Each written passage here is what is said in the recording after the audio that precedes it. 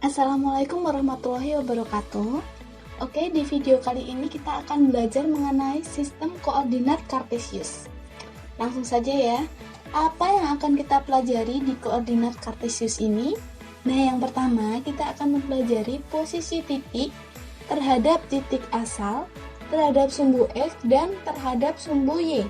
Kemudian yang kedua, kita akan mempelajari posisi garis, di mana di sini ada garis sejajar, garis perpotongan, dan garis tegak lurus. Oke, langsung saja, apa sih koordinat Kartesius itu? Ada yang pernah mendengar? Nah, koordinat Kartesius adalah letak suatu objek atau titik yang ditulis dengan X, Y. Oke. Kemudian, untuk ilustrasi tentang penggunaan sistem koordinat dalam kehidupan sehari-hari, di sini ada beberapa contoh. Yang pertama yaitu radar, yang kedua dalam hal penerbangan, ya. Kemudian yang ketiga peta atau denah. Jelas ya?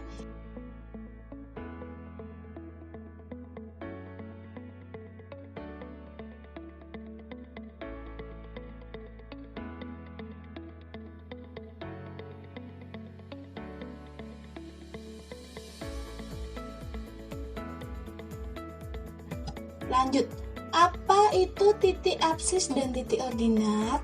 Nah, perhatikan. Nah, sistem koordinat Kartesius di sini terdiri dari sumbu X dan juga sumbu Y.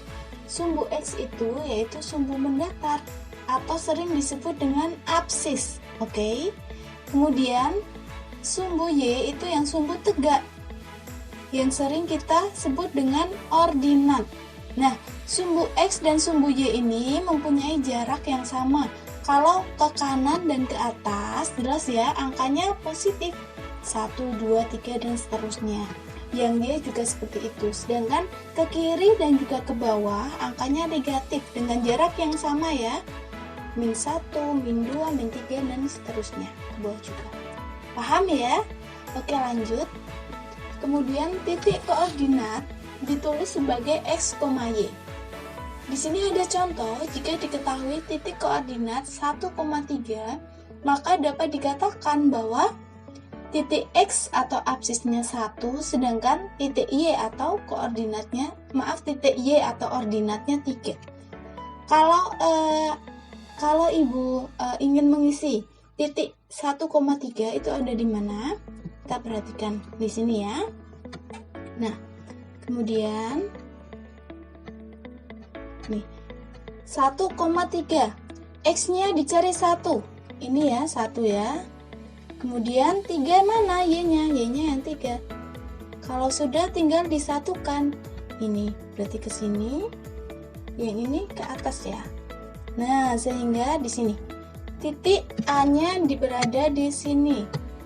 Titik A 1,3.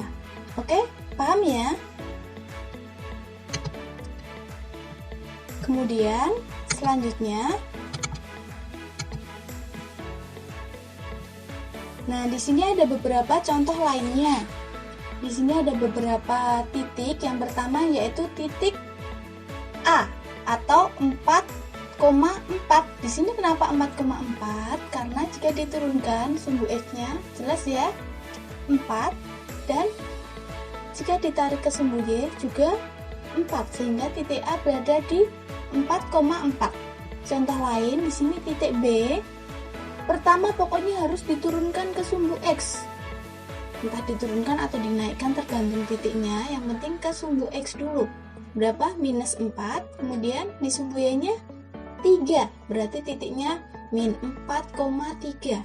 Selanjutnya titik C. Nih, sumbu X-nya kemana? Ke atas ya. Nah, berarti di atas berapa ini? -5. Oke. Kemudian sumbu Y-nya -4, sehingga didapatkan titik C -5,-4. Selanjutnya contoh yang terakhir D, titik D ya di sini.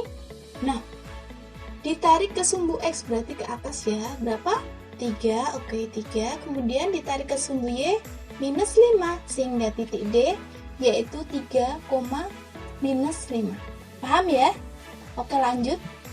Kemudian kita akan menentukan mana saja wilayah bidang kartesius. Nah, oke, di sini seperti tadi ya, ada koordinat, kita membuat sumbu X dan sumbu Y. Kemudian kita akan membuat kuadran. Di sini ada 4 kuadran. Kuadran 1, kuadran 2, kuadran 3, dan kuadran 4. Kuadran 1 ini, sebentar ya.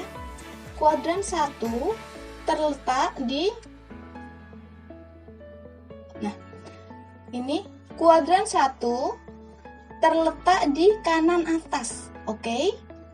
Positif ya, karena X-nya positif, Y-nya positif. Kemudian di sini kuadran 2 terletak di sini, X-nya negatif, Y-nya positif, sehingga negatif, positif.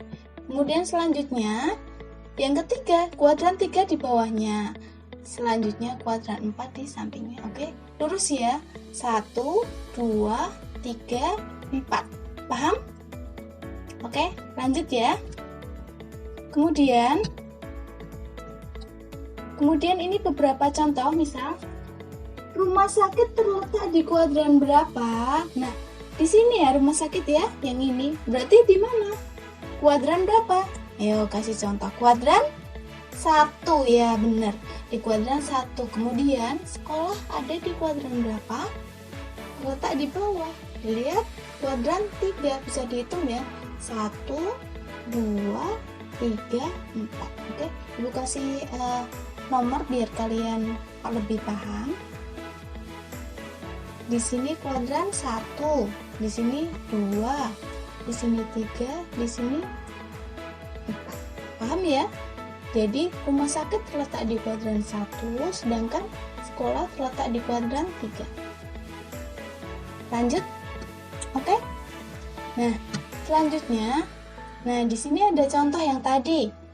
Kita akan menebak ada di kuadran berapa titik A, B, C, dan juga D. Titik A di sini berarti berada di kuadran berapa? Kalau menurut yang tadi, berapa? Kuadran 1, oke.